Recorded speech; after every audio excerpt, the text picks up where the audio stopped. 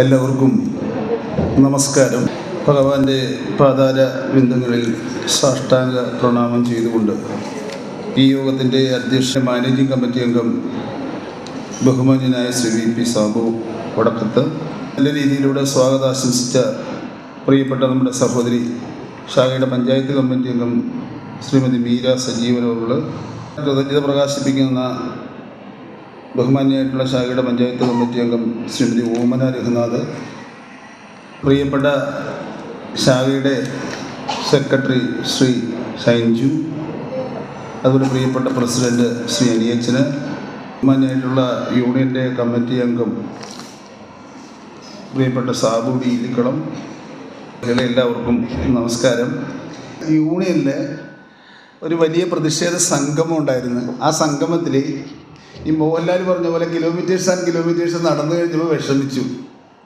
കാരണം നടന്ന കാര്യം എന്ന് പറഞ്ഞു കഴിഞ്ഞാൽ നമ്മുടെ ആളുകളൊക്കെ പ്രസംഗത്തിലൊക്കെ വലിയ കേമന്മാരായിരിക്കും, പ്രവൃത്തിയിൽ വളരെ പിന്നിലായിരിക്കും. അപ്പോൾ ഒരുപാട് ആളുകൾ പങ്കെടുത്ത് ഇന്നത്തെ മീറ്റിങ്ങിൽ കുറേ ആളുകളൊക്കെ തന്ത്രപൂർവ്വം മുങ്ങിക്കളയും.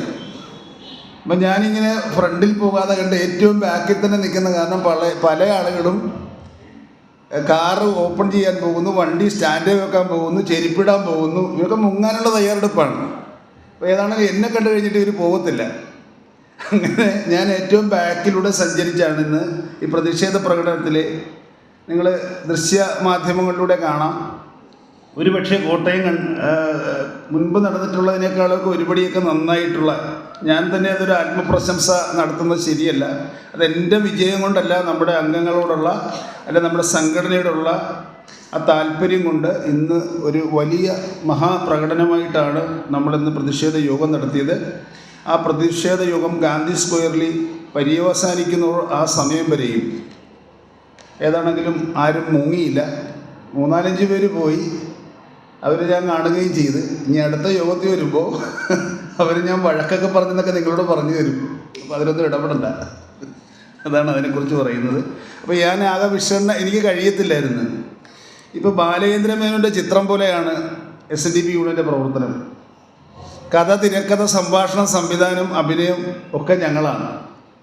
അപ്പം അതിനൊരു മാറ്റം വരുത്തുവാനായിട്ട് ഞങ്ങളിപ്പോൾ ഈ 10 ശാഖകളെ തിരിച്ചുകൊണ്ട് ഓരോ 10 ശാഖക്കും ഒരു മേഖലാ കമ്മിറ്റി എന്നുള്ള നിലയിൽ ഒരു കമ്മിറ്റി വെക്കുകയും അതുപോലെ തന്നെ യൂത്ത് മൂവ്മെൻറ്റിനും 10 ശാഖയിൽ നിന്ന് ഓരോ കമ്മിറ്റി അംഗത്തിനെ അല്ലെങ്കിൽ പ്രസിഡന്റ്, വൈസ് പ്രസിഡന്റ്, സെക്രട്ടറിമാരിൽ ഒരാളെ കമ്മിറ്റി കൂടി തിരഞ്ഞെടുത്ത് അവർക്കും മേഖലാ കമ്മിറ്റി, വനിതാ സംഘത്തിനും അപ്രകാരം. അങ്ങനെ വരുമ്പോൾ തീർച്ചയായിട്ടും നമുക്ക് നന്നായിട്ട് പ്രവർത്തിക്കാനായിട്ട് കൂടുതൽ സാഹചര്യങ്ങൾ കിട്ടും എന്നാണ് ഞാൻ പ്രതീക്ഷിക്കുന്നത്.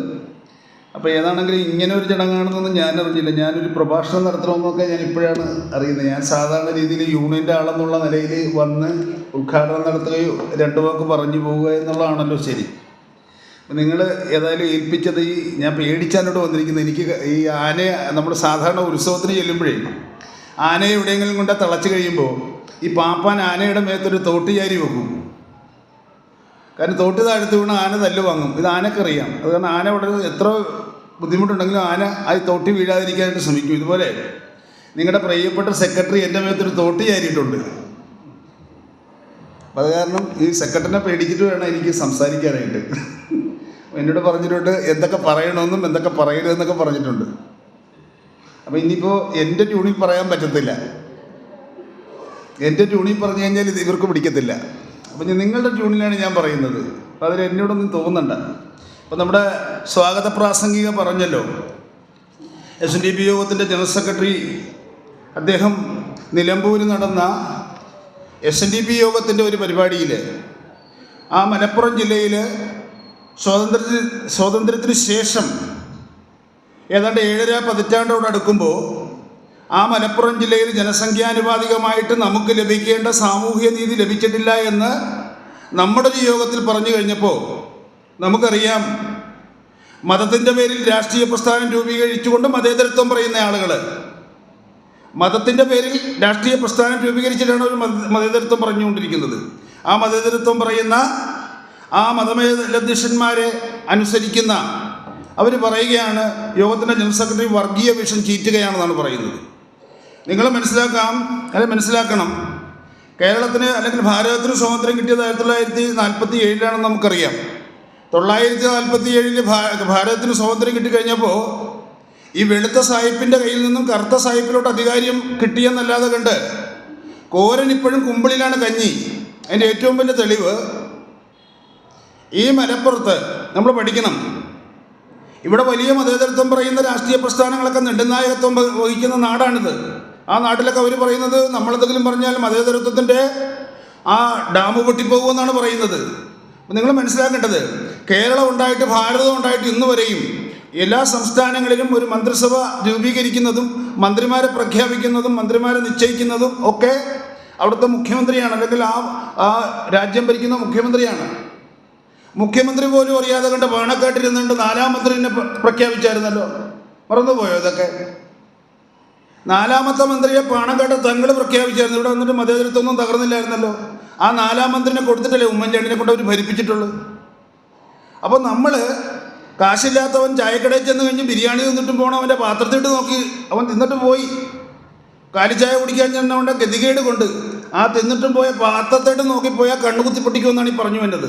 നമുക്ക് തരികയില്ല, നമ്മൾ പറയാനും പാടില്ല. നടക്കല്ലേ ഇരിക്കല്ലേ എന്നാണ് പറയുന്നത്. കേൾക്കുമ്പോൾ എന്ത് തോന്നും? നടക്കാനും പാടില്ല ഇരിക്കാനും പാടില്ലെന്നാണ് അവർ ഉദ്ദേശിച്ചത്. നമ്മൾ കേൾക്കണത് എന്താണ്? നടക്കല്ലേ ഇരിക്കല്ലേ എന്ന്. മനസ്സിലായേ? ഇനി എന്നും നമ്മൾ നന്നാകാനാണ്. കാരണം സംഘടന എന്ന് പറഞ്ഞൊരു വിഷയത്തെക്കുറിച്ച് എന്നോട് സംസാരിക്കാൻ പറയുമ്പോൾ എനിക്ക് സംഘടനയെക്കുറിച്ച് സംസാരിക്കണമല്ലോ. ഈ സംഘടന ഉണ്ടാക്കിയത് എന്തിനു വേണ്ടിയിട്ടാണ്? എന്നാണ് ഈ സംഘടന ഉണ്ടാക്കിയത്? നമ്മൾ 1903 SNDP യോഗം രൂപീകൃതമാകുമ്പോൾ ഇന്ന് കേരളം ഭരിക്കുന്ന രാഷ്ട്രീയ പ്രസ്ഥാനങ്ങളുണ്ട് ഇവിടെ. ഇന്ത്യൻ നാഷണൽ കോൺഗ്രസും CPM-ഉം CPI-യും കേരള കോൺഗ്രസും എന്ന് വേണ്ട ഇലക്ഷൻ കമ്മീഷൻ അംഗീകരിക്കുന്ന 63 രാഷ്ട്രീയ പ്രസ്ഥാനങ്ങൾ ഇന്നുണ്ട് ഇവിടെ. ആ രാഷ്ട്രീയ പ്രസ്ഥാനങ്ങളൊക്കെ രൂപീകരിച്ച ആളുകളുടെ അച്ഛൻ ജനിക്കുന്നതിന് മുമ്പാണ് SNDP യോഗം ഉണ്ടാകുന്നത്. ആ രാഷ്ട്രീയ പ്രസ്ഥാനങ്ങളൊക്കെ ഉണ്ടാക്കുന്ന ആളുകളുടെ അച്ഛൻ ജനിച്ചിട്ടില്ലെന്ന്. കാരണം 1903 SNDP യോഗം രൂപീകൃതമാകുമ്പോൾ കേരളമില്ല, കേരള സംസ്ഥാനമില്ല എന്ന് നമുക്ക് എല്ലാവർക്കും അറിയാം. ഇവിടെയുള്ള എന്താണ്? തിരുവിതാംകൂറും കൊച്ചിയും ബ്രിട്ടീഷ് മലബാറുമാണ് ഉള്ളത്. അപ്പോൾ 1903 രൂപീകരിക്കുമ്പോൾ ഞാനിത് പറയുന്നത് നമ്മുടെ സഹോദരന്മാർ വിവിധമായ രാഷ്ട്രീയ പ്രസ്ഥാനങ്ങളിൽ പ്രവർത്തിക്കുന്ന ആളുകളാണ്. ഞാൻ പറഞ്ഞിട്ട് പോകുന്നത് തെറ്റാണെങ്കിൽ സൈജിയുടെ വിളിച്ചെൻ്റെ ഫോൺ നമ്പറിൽ നിങ്ങൾ എന്നെ വിളിക്കണം. നിങ്ങളവിടെ ഒന്ന് പറഞ്ഞിട്ട് പോയി തെറ്റാണെന്ന് പറയണം.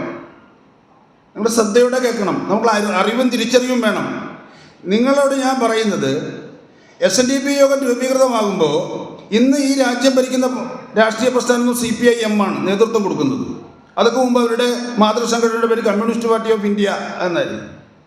അപ്പോൾ ഭഗവാൻ ശ്രീനാരായണ ഗുരുദേവൻ മഹാസമാധി പ്രാപിക്കുന്ന 1928 മഹാസമാധി പ്രാപിക്കുന്നത്. അപ്പോൾ 1928 കഴിഞ്ഞ് 11 കൊല്ലം കഴിഞ്ഞിട്ടാണ് 1939 NC Shekhar, D Damodaran, EMS, B Krishnapillai എന്നീ 4 പേര് ഇന്ന് മാവോയിസ്റ്റുകളൊക്കെ യോഗം ചേരുന്ന പോലെ പിണറായി എന്ന് പറഞ്ഞൊരു പ്രദേശത്ത് രഹസ്യമായിട്ട് ഒരു മണ്ണെണ്ണ വിളക്കിൻ്റെ വെളിച്ചത്തിൽ ചെവിക്ക് ചെവി സംസാരിച്ചതിനാണ് ഈ ഉണ്ടായെന്ന് പറയുന്നത്. അത് കഴിഞ്ഞ് എത്രയോ കൊല്ലം കഴിഞ്ഞിട്ടാണ് അവർ ഒരു പാർട്ടിയായിട്ട് വരുന്നത്. ഓർത്തോളണം. അപ്പോൾ ഇന്ത്യൻ നാഷണൽ കോൺഗ്രസിൻ്റെ കാര്യം പറയണ്ട. കാര്യം കോൺഗ്രസ് എന്ന് പറഞ്ഞു കഴിഞ്ഞാൽ ഒരു കാലത്തും കോൺഗ്രസിലൂടെ ഇവിടെ സ്വാതന്ത്ര്യം ലഭിക്കില്ലായിരുന്നു. എന്താ കാര്യം എന്നറിയാമോ? കോൺഗ്രസ് എന്ന് പറഞ്ഞു കഴിഞ്ഞാൽ ഇവിടുത്തെ 85% ആളുകൾക്ക് ഇവിടെ സ്വാതന്ത്ര്യം വേണ്ടായിരുന്നു. നിങ്ങൾ കാണുന്ന കള്ളക്കഥയൊന്നുമല്ല ശരിക്കുള്ള കഥ. ഞാൻ ചോദിക്കുന്നത്, നമുക്ക് ഇന്ത്യക്ക് സ്വാതന്ത്ര്യം വേണ്ടെന്ന് പറഞ്ഞാൽ എന്താണ്? നമ്മുടെ ഗുരു തന്നെ ഒരിക്കൽ പറയുകയുണ്ടായില്ലേ, സായിപ്പന്മാരാണല്ലോ ബ്രിട്ടീഷുകാരാണ് നമുക്ക് സന്യാസം തന്നതെന്ന് പറഞ്ഞില്ലേ? അല്ല, വഴി നടക്കാനും തുള്ളിക്കാനും പേരിടാനും പെരകെട്ടാനും സ്വാതന്ത്ര്യമില്ലാത്ത നമുക്ക് ഡൽഹി ആര് വധിച്ചാൽ നമുക്കെന്താണെന്ന്? നമുക്ക് വഴി നടക്കാൻ പാടില്ല, തുണിയെടുക്കാൻ പാടില്ല, പെരകെട്ടാൻ പാടില്ല, പേരിടാൻ പാടില്ല. ദൃഷ്ടിയിൽപ്പെട്ടാലും ദോഷമുള്ളവരാണ്. അവിടെ വെളുത്ത സായിപ്പ് ഭരിച്ചു കഴിഞ്ഞാലും കറുത്ത സായിപ്പ് ഭരിച്ചാലും നമുക്കെന്താണെന്ന്? അപ്പോൾ അതിന് പിന്നെ സ്വാതന്ത്ര്യ സമരമായിട്ട് വന്ന് അവിടെ സ്വാതന്ത്ര്യ സമരത്തിന് നേതൃത്വം കൊടുത്തതേ മഹാത്മാഗാന്ധിജിക്ക് ചുമ്മാ നേതൃത്വം കൊടുത്തതല്ലേ ഇവിടെ വന്ന്. എന്താ കാര്യം? അദ്ദേഹം പ്രിട്ടോറിയ എന്ന് പറഞ്ഞ, അല്ലെങ്കിൽ ദക്ഷിണാഫ്രിക്കയിൽ ഒരു ബാരിസ്റ്ററായിരുന്നു അദ്ദേഹം, വക്കീൽ. അദ്ദേഹം അവിടെ ചെന്ന് കഴിഞ്ഞപ്പോൾ അദ്ദേഹം ഇവിടുത്തെ ബ്രാഹ്മണനല്ല, ആ ബ്രാഹ്മണൻ്റെ തൊട്ടടുത്ത് നിൽക്കുന്ന ഒരാളാണ്. ഒക്കെ ജാതീയമായിട്ട് മറ്റേ കൗവീനം ധരിച്ച് മടക്കിക്കുത്താതെ ഇങ്ങനെ ഇട്ടുകൊണ്ട് പോകുന്ന ആളുകളിൽപ്പെട്ട ആളുകളാണ്. അപ്പോൾ പുള്ളി ഇവിടുത്തെ വലിയ ആളായ കാരണം പുള്ളി അവിടെ ചെന്നിട്ട് ഈ പ്രിട്ടോറിയ എന്ന് പറയുന്ന അല്ലെങ്കിൽ പറഞ്ഞ ദക്ഷിണാഫ്രിക്കയിൽ ചെന്നിട്ട് അവിടെ കടുത്ത ജാതി വിവേചനമുള്ള സ്ഥലമുണ്ട്. അവിടെ വെളുത്ത ആളുകൾക്ക് കയറേണ്ട കമ്പാർട്ട്മെൻറ്റിൽ, ട്രെയിനിൻ്റെ കമ്പാർട്ട്മെൻറ്റിൽ ഇങ്ങേരി കയറുന്നത്. ഇങ്ങേരി ഇവിടുത്തെ വലിയ പുലിയല്ലേ, മറ്റേ 3 സ്യൂട്ടൊക്കെ ഇട്ട് റെഡിയായിട്ട് തന്നെ. നമ്മൾ കാണുന്ന ഗാന്ധിയൊന്നും അല്ല കേട്ടോ. ഒന്നും നമ്മൾ കാണുന്നത് നമ്മുടെ മനസ്സിലുള്ള ഗാന്ധി എന്ന് പറഞ്ഞ ഒരു ഫക്കീറായിട്ടുള്ള ഒരു മേൽവസ്ത്രം അണിയാതെ കണ്ട് ഒരു പ്രത്യേക രീതിയിൽ വസ്ത്രം ധരിച്ച വടിയും കുത്തി നടക്കുന്ന ഒരു മനുഷ്യൻ. അദ്ദേഹം അങ്ങനെയല്ലായിരുന്നു. നല്ല സുന്ദരനായിട്ട് 3 സ്യൂട്ടൊക്കെ അണിച്ച് സായിപ്പിനെ തോപ്പിക്കുന്ന രീതിയിലൊക്കെയാണ് അദ്ദേഹം അവിടെ നടക്കുന്നത്. സായിപ്പ് കയറിൻ്റെ ട്രെയിനിൽ കയറി കഴിഞ്ഞപ്പോഴേ അവർ നല്ല തൊഴിൽ കൊടുത്ത് വലിച്ച് പുറത്തോട്ടിറങ്ങി ഒരടിയും കരണത്തിലെടുത്ത് പല്ലും പോയി. അതുകൊണ്ടാണ് നമ്മുടെ തല്ലിയിട്ടല്ല പല്ലൊക്കെ പോയത് അവിടെ ചെന്ന്. അങ്ങനെ തല്ല് കിട്ടിക്കഴിഞ്ഞപ്പോഴാണ് അദ്ദേഹത്തിനൊരു ബോധോദയം ഉണ്ടായത്. എന്തുണ്ടായി? എടാ, ഇത് തന്നെയല്ലേ എൻ്റെ നാട്ടിൽ നടക്കണത്. ഈ ഗാന്ധിജി ഒന്നും ചെയ്തിട്ടല്ല തല്ല് കിട്ടിയത്. ഈ ജാതി ഭ്രാന്താണ് അവിടെ ഉള്ളത്, വെളുത്തവനും കറുത്തവനും തമ്മിൽ. നമുക്കറിയാമല്ലോ നെൽസൺ മണ്ടേലയുടെ നാട്ടുകാരുടെ കാര്യമാണ് പറഞ്ഞത്. അങ്ങനെ തല്ല് കിട്ടി കഴിഞ്ഞപ്പോഴാണ് അദ്ദേഹത്തിന് ഈ ഐൻസ്റ്റീൻ്റെ തലയിൽ ആപ്പിൾ വീണ് കഴിഞ്ഞപ്പോൾ ആപേക്ഷിക സിദ്ധാന്തം കണ്ടുപിടിച്ചെന്ന് പറഞ്ഞ പോലെ അവിടുന്ന് തല്ല് കിട്ടി കഴിഞ്ഞപ്പോൾ അദ്ദേഹത്തിന് മനസ്സിലായി എൻ്റെ നാട്ടിൽ ഇത് നടക്കുന്നുണ്ട്. അങ്ങനെയാണ് അദ്ദേഹം തിരിച്ചു വന്നിട്ട് ഈ നാട്ടിലെ സ്വാതന്ത്ര്യ സമരത്തിന് നേതൃത്വം കൊടുത്തത്. നേതൃത്വം കൊടുത്തതല്ല, കൊടുക്കാൻ നിർബന്ധനായി. അറിയാമല്ലോ, അദ്ദേഹം ശിവഗിരി വന്ന് സ്വാമി തൃപ്പാദങ്ങളെ കണ്ടു കഴിഞ്ഞപ്പോഴും അദ്ദേഹം ജാതീയമായിട്ടുള്ള ഉച്ചനീചത്വങ്ങളെ ന്യായീകരിച്ചുകൊണ്ടാണ് വർത്തമാനം പറഞ്ഞത്. ഇതൊക്കെ ഇവിടെ വന്ന് ഒരുപാട് പ്രാസംഗികന്മാർ പറഞ്ഞിട്ടുള്ളതാണ്. ഭഗവാൻ ഗുരുവിൻ്റെ നേരെ അദ്ദേഹം വിരൽ ചൂണ്ടിയിട്ട് മാവ് ചൂണ്ടിക്കാണിച്ചിട്ട് ആ മാവിലകൾ തമ്മിലുള്ള വൈരൂപ്യങ്ങൾ അല്ലെങ്കിൽ അന്തരങ്ങൾ ഗുരുവിനോട് പറഞ്ഞപ്പോൾ ഗുരു ചിരിച്ചുകൊണ്ട് പറഞ്ഞായിരുന്നു, അതെല്ലാം അരച്ചെടുത്തില്ല പിഴിഞ്ഞെടുത്ത് കഴിഞ്ഞാൽ രസമൊന്നല്ലേ എന്ന് ചോദിച്ചു അല്ലേ? നമുക്കറിയാവുന്ന കഥയാണ്. അതുകൊണ്ടാണ് അദ്ദേഹത്തിന് മാനസാന്തരം വന്നത്. അദ്ദേഹത്തിന് മാനസാന്തരം വരാനുള്ള മറ്റൊരു കാരണം, കാക്കനാട കോൺഗ്രസ് നടക്കുമ്പോൾ ഗുരുവിൻ്റെ ഗൃഹസ്ഥ ശിഷ്യനായിട്ടുള്ള ടി കെ മാധവൻ ഗുരുവായിട്ട് സംബന്ധിച്ച് കഴിഞ്ഞപ്പോൾ ഗുരു പറഞ്ഞു, നമുക്ക് സ്വാതന്ത്ര്യം കിട്ടണമെങ്കിൽ ഈ പറഞ്ഞ ഭൂരിപക്ഷം വരുന്ന 80-90% വരുന്നവരുടെ പിന്തുണ വേണം നമുക്ക്. ഇപ്പം ഈ സ്വാതന്ത്ര്യത്തിന് വേണ്ടി പടവരുന്ന ആരാണ്? ചാച്ചാ നെഹ്റുവാണ്. നെഹ്റുവിൻ്റെ കഥയൊക്കെ ഞാൻ പറയാൻ നിങ്ങൾക്കറിയാമല്ലോ.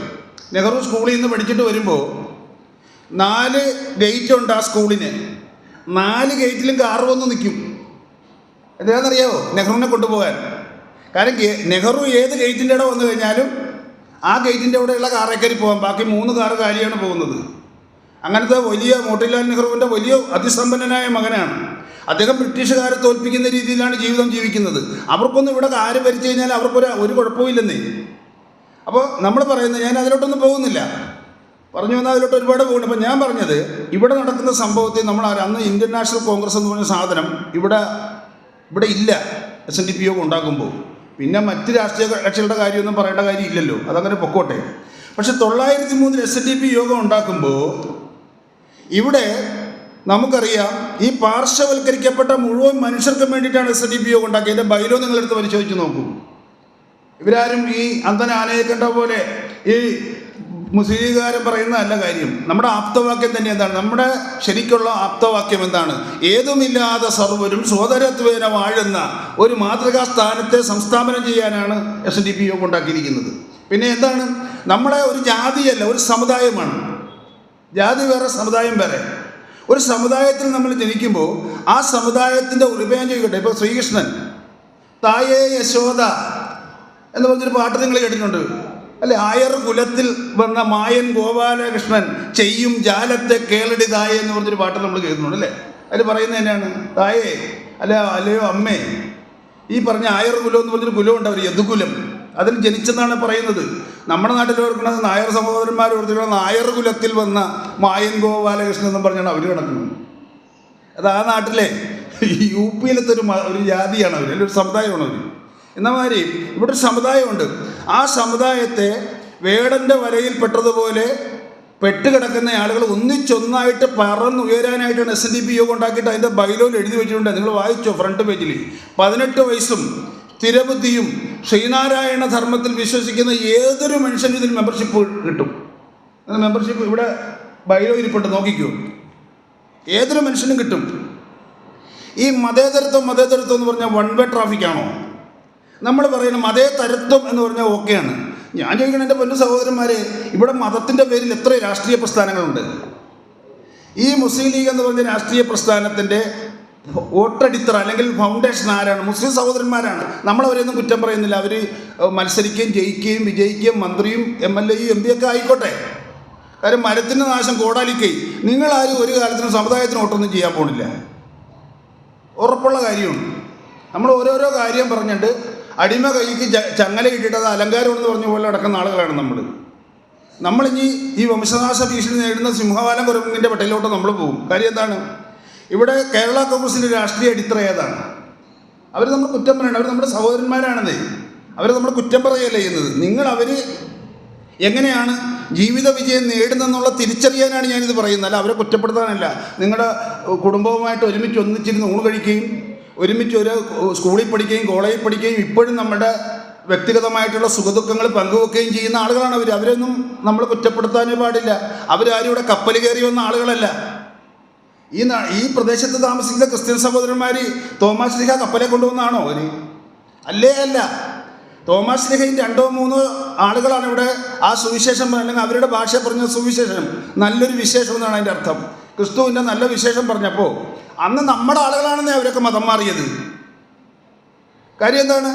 നമ്മുടെ ആളുകൾക്ക് ഒന്ന് മതം മാറേണ്ട കാര്യമുള്ളൂ. കാര്യം എന്താണ്? ഒരു ഈഴവനായിട്ട് ഈ നാട്ടിൽ ജീവിക്കണമെങ്കിൽ വഴി നടക്കാൻ പറ്റിയല്ല, തുണി എടുക്കാൻ പറ്റിയല്ല, പേരിടാൻ പറ്റിയല്ല, വില കെട്ടാൻ പറ്റിയല്ല. ഇനി എന്തിനു നടക്കാനാണ്? പണ്ട് കുമാരനാശൻ പറഞ്ഞ സ്വാതന്ത്ര്യം തന്നെ അമൃതം, സ്വാതന്ത്ര്യം തന്നെ ജീവിതം, പാരതന്ത്ര്യം മാനികൾക്ക് മൃതിയേക്കാൾ ഭയാനകം. മരണത്തെക്കാളും വലിയ ദുഃഖമാണ് ഈ പാരതന്ത്ര്യം. ഒരു അമ്പലം എവിടെയെങ്കിലും ഇരുന്ന് കഴിഞ്ഞാൽ അമ്പലത്തിൽ നമ്മളെ കയറ്റുകയല്ല, പൊക്കോട്ടെ. ആ അമ്പലത്തിൽ നിന്ന് കിലോമീറ്റേഴ്സ് ആൻഡ് കിലോമീറ്റേഴ്സിന് ചുറ്റുവട്ടത്ത് കൂടെ പോലും നടക്കാൻ നമുക്ക് സ്വാതന്ത്ര്യമില്ലായിരുന്നു. എൻ്റെ പൊന്നു സഹോദരിമാരെ, നമ്മൾ മതപരിവർത്തനം നടത്തി ഒരു കുരിശ് കെടുത്തിട്ട് നടന്നാൽ എവിടെ കൂടെ വേണമെങ്കിലും പോകാന്നേ. പെരയും കെട്ടാം, സ്കൂളിലും പോകാം, ജോലിയും കിട്ടും, കൂലിയും കിട്ടും, എല്ലാം കിട്ടും. കഴുത്തലൊരു കുരിശ് വേണമെന്നുള്ളൂ. നമുക്കറിയാമല്ലോ, ഒരു 50 കൊല്ലം മുമ്പുള്ള നമ്മുടെ ക്രിസ്ത്യൻ സഹോദരന്മാരെല്ലാം ഡ്രസ്സ് ധരിക്കുന്നതിന് മുമ്പ് അവരുടെ കുരിശ് കാണത്തക്ക രീതിയിൽ ഒരു വസ്ത്രധാരണം ചെയ്യുള്ളായിരുന്നു. കഴുത്തലൊരു കുരിശുമാല ഇട്ടേക്കും. ഞാൻ ക്രിസ്ത്യാനിയാണ്, അവർക്കൊരു തടസ്സവും ഇല്ല. നമ്മുടെ അവസ്ഥ എന്തായിരുന്നു? അപ്പോൾ അവരൊക്കെ മതം മാറിയിരിക്കുന്നത് തീർച്ചയായിട്ടും നിവൃത്തികേട് കൊണ്ടാണ്. അതുകൊണ്ട് അവർ നമ്മളെ കുറ്റപ്പെടുന്നില്ല. ഞാൻ പറഞ്ഞത് അവർ സംഘടിച്ച് ഗുരു പറഞ്ഞ പോലെ ശക്തരായി. എങ്ങനെ? ജനാധിപത്യം വന്നു കഴിഞ്ഞപ്പോൾ അവർ സമുദായത്തിൻ്റെ പേരിൽ സംഘടിച്ചു. എങ്ങനെ സംഘടിച്ചു? അവർ രാഷ്ട്രീയ പ്രസ്ഥാനം ഉണ്ടാക്കി. അതിൻ്റെ പേരാണ് കേരള കോൺഗ്രസ്. കേരള കോൺഗ്രസ് ഉണ്ടാക്കാനുള്ള കാരണം എന്താണ്? തിരിക്കണ്ടേ? ഇപ്പോൾ ഇരിക്കുന്ന SNDPO ജനറൽ സെക്രട്ടറിക്ക് മുമ്പ് ഒരു SNDPO ജനറൽ സെക്രട്ടറി ഉണ്ടായിരുന്നു. അദ്ദേഹത്തിൻ്റെ പേര് R ശങ്കർ എന്നായിരുന്നു. ശങ്കർ സാർ ചെയ്ത അപരാധം എന്താണ്? നമുക്ക് പള്ളിക്കൂടങ്ങളില്ല, ഒരു വിദ്യാഭ്യാസ സ്ഥാപനങ്ങളില്ല. ഇവിടെ കേരളത്തിൽ വിമോചന സമരം, SRCPക്കെതിരെയുള്ള വിമോചന സമരം കൊടുമ്പിരി കൊണ്ടു കഴിഞ്ഞപ്പോൾ ഈഴവ സമുദായം വിമോചന സമരത്തിൽ പങ്കെടുക്കാതിരിക്കാനായിട്ട് SRCP ഒരു ദൂതനെ വിട്ടു. ശങ്കർ സാറിൻ്റെ ഇടയ്ക്ക് വിട്ടെന്ന്. R ശങ്കർ സാറ് SNDP യോഗത്തിൻ്റെ ജനറൽ സെക്രട്ടറിയാണ്. അദ്ദേഹത്തെ വിട്ടിട്ട് പറഞ്ഞ്, നിങ്ങളും നമുക്കെതിരാണോ എന്ന് ചോദിച്ചു. രാജഭരണത്തിനെതിരാണോ എന്ന് ചോദിച്ചപ്പോൾ ശങ്കർ സാർ പറഞ്ഞത്, സ്വന്തമായിട്ടൊരു കുടിപ്പള്ളിക്കുടം പോലും ഇല്ലാത്ത ഞങ്ങൾ, ഇന്ന് ജനറൽ സെക്രട്ടറി പറഞ്ഞ വേറൊരു രൂപടി പറഞ്ഞത്, സ്വന്തമായിട്ട് കുടിപ്പള്ളിക്കുടം പോലും ഇല്ലാത്ത ഞങ്ങൾ ഈ ഭരണത്തെ എതിർത്താൽ നിങ്ങൾക്ക് എന്താണെന്ന് ചോദിച്ചു. അപ്പോൾ ഭരണം താഴത്ത് പോകുന്ന ഉറപ്പായി നിൽക്കുന്നതുകൊണ്ട് തിരുവിതാംകൂറിന്റെ ജനസംഖ്യയിൽ 36% ഈഴവർ. ആ 36% ഈഴവര് ഈ വിമോചന സമരത്തിൽ ചേർന്ന് കഴിഞ്ഞാൽ പിടിച്ചിരിക്കാൻ പറ്റില്ലെന്ന് അറിയാവുന്നതുകൊണ്ടും ഈ പറഞ്ഞ SRCP രാമസ്വാമിയെ ചോദിച്ചു, നിങ്ങൾക്ക് എന്ത് വേണം? അദ്ദേഹം പറഞ്ഞു, ഞങ്ങൾക്കൊരു കോളേജ് തന്നാൽ മതി, ഒരു കോളേജ്. അപ്പോൾ പറഞ്ഞു, ശരി കോളേജ്. അത് ഇതുപോലെയല്ല, മുഖ്യമന്ത്രി പറഞ്ഞാൽ പോലെയൊന്നുമില്ല, അനുവദിക്കാൻ അപ്പോഴേ. ശരി, അനുവദിച്ചിരിക്കുന്നു. സ്ഥലമോ? ഞങ്ങൾക്ക് സ്ഥലമൊന്നുമില്ല. ശങ്കർ സാറിന്റെ തലയെടുപ്പെട്ടില്ലേ? ഞങ്ങൾക്ക് സ്ഥലമൊന്നും ഇല്ല. ഏത് സ്ഥലം വേണം നിങ്ങൾക്ക്? നിങ്ങൾ ആലോചിച്ച് നോക്കിയാൽ, നിങ്ങൾ എറണാകുളത്ത് വരുമ്പോൾ ഇന്ന് നേവൽ ബേസ് കണ്ടു കാണും. പട്ടാളത്തമ്പ് കണ്ടില്ലേ? എറണാകുളത്ത് വരുന്ന ആളുകൾ കണ്ടില്ലേ? നേവിക്കാരുടെ ആസ്ഥാനം കണ്ടിട്ടില്ലേ? ഇതുപോലെ തിരുവിതാംകൂർ ഗവൺമെന്റിന്റെ സൈനിക ആസ്ഥാനമാണ് കൊല്ലം പീരങ്കി മൈതാനം. സൈനിക തമ്പാണ്. തിരുവിതാംകൂറിന്റെ പ്രൊട്ടക്ഷന് വേണ്ടിയിട്ടുള്ള സൈനിക തമ്പടിക്കുന്ന സ്ഥലമാണ്. ശങ്കർ സാർ പറയുകയാണ്, ഞങ്ങൾക്ക് കോളേജ് വെക്കാനായിട്ട് തിരുവിതാംകൂറിന്റെ സൈനിക ആസ്ഥാനമായിട്ടുള്ള കൊല്ലം പീരങ്കി മൈതാനം തന്നാൽ മതി. 33 ഏക്കർ 3 സെന്റ് സ്ഥലം തന്നാൽ മതി എന്ന് പറഞ്ഞു. ആരെങ്കിലും ചോദിക്കാൻ ധൈര്യപ്പെടുവോ? ഭരണം പോകുന്ന ആ പേടിയിൽ ദിവാൻ പറഞ്ഞ തന്നിരിക്കുന്നു. അപ്പൊ തന്നെ ഈ പറഞ്ഞ വില്ലേജ് ഓഫീസർ അവിടെ ഇരിക്കുന്ന എഴുതി കൊടുക്കേണ്ടത്. അപ്പോ എഴുതിക്കൊണ്ട് വന്നു കഴിഞ്ഞപ്പോ ശങ്കർ സാറിന്റെ പേരിലാണ് എഴുതിയത്. ശങ്കർ സാർ പറഞ്ഞു, എന്റെ പേരിൽ വേണ്ടെന്ന് പറഞ്ഞു. എന്റെ പേരിൽ എഴുതണ്ട, പിന്നെ എന്ത് എഴുതണം? SNDP യോഗത്തിന്റെ പേരിൽ എഴുതാൻ പറഞ്ഞു. അങ്ങനെയാണ് നമുക്ക് ഒരു ആദ്യത്തെ കോളേജ് വരുന്നത്, ഓർത്തോണം. അത് കഴിഞ്ഞിട്ട് ആ ശങ്കർ സാർ കേരളത്തിലെ മുഖ്യമന്ത്രിയായിട്ടിരിക്കുമ്പോഴാണ് നമുക്കൊരു 12 കോളേജ് വേറെ എഴുതി തരുന്നത്. ശങ്കർ സാർ ഏക ചെയ്ത കുറ്റം എന്താണെന്നറിയാമോ? നമുക്ക് ഈ 12 കോളേജ് എന്നപ്പോൾ അതിന്റെ ഗുണഭോക്താക്കളായിട്ടുള്ള ഈഴവനാണ് ശങ്കർ സാറിനെ പുറകിൽ നിർത്തിയത്. കാരണം സമ്പത്തിന്റെ അച്ഛനായിട്ടുള്ള KN എന്ന് പറഞ്ഞാൽ നമ്മുടെ സമുദായത്തിൽ ജീവിച്ച ആളെ എതിർ സ്ഥാനാർത്ഥിയായിട്ട് നിർത്തി അദ്ദേഹത്തെ തോപ്പിച്ച് കളഞ്ഞു. ഞങ്ങളുടെ നാട്ടിലൊക്കെ പറയും, കരിക്ക് കുടിക്കാൻ കൊടുത്താൽ ഈഴവ തൊണ്ണത്തിൽ എറിയുമെന്ന് പറയും. കരിക്കൊന്നും കുടിക്കാൻ കൊടുക്കുമ്പോഴേ വിഷമിച്ചിങ്ങനെ ഇരിക്കാനല്ല, വലിയ സന്തോഷപ്പെട്ട് കരിക്കിങ്ങനെ പിടിക്കും, ചിരിച്ചിട്ട് കുടിക്കും. പിന്നെ കയ്യിൽ എൻ്റെ നാട്ടിൽ ഇപ്പോൾ എന്താ പറയുക, തൊണ്ണനെന്നാണ് പറയുന്നത്, എവിടെ എന്താണെന്ന് എനിക്കറിയത്തില്ല. തോണെന്നാണോ പറയുന്നത്? തൊണ്ണനെന്നും പറയും. കരിക്ക് തന്നവൻ്റെ നെഞ്ചെടുത്ത് തൊണ്ണൻ എറിയുന്നത്. ഇതാണ് നമ്മുടെ ജോലി. ആ ശങ്കർ സാറ് ചെയ്ത രണ്ടാമത്തെ അപരാധം എന്താണെന്നറിയോ? ഞങ്ങളുടെ നാട്ടിലെ മാരാരിക്കുളത്തിൽ ചീരമാധവി എന്ന് പറഞ്ഞൊരു ചേച്ചിയുണ്ട്. ആ ചീരമാധവി എന്ന് പറഞ്ഞാൽ അത് കഴിഞ്ഞിട്ട് പോകുമ്പോൾ കേൾക്കാൻ താല്പര്യമുണ്ടോ?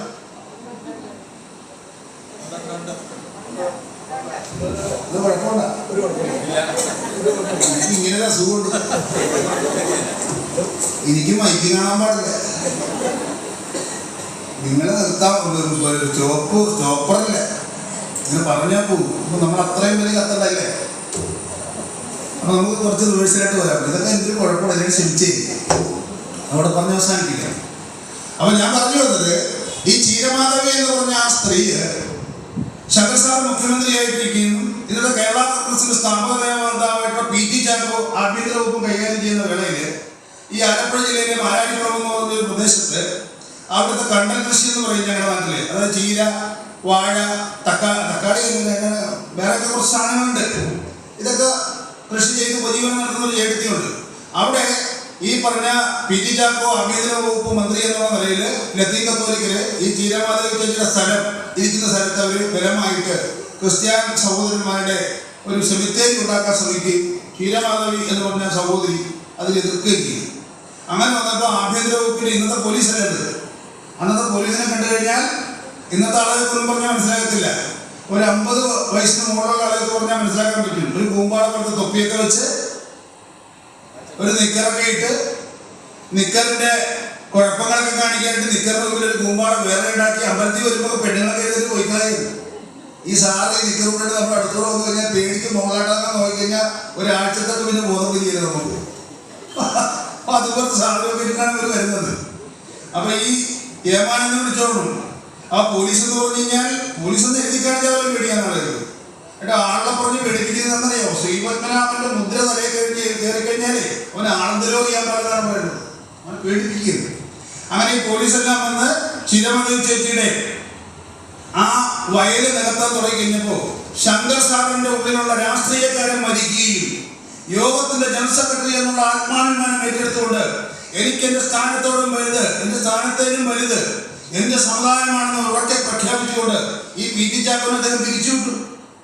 ആഭ്യന്തര വകുപ്പ് പിരിച്ചുവിട്ടിട്ട് മുഖ്യമന്ത്രി ആഭ്യന്തര വകുപ്പ് ഏറ്റെടുത്തുകൊണ്ട് ചീരമാധവരുടെ സെമിത്തേരി പണിയണ്ട എന്ന് ഓർഡിട്ട് അദ്ദേഹം.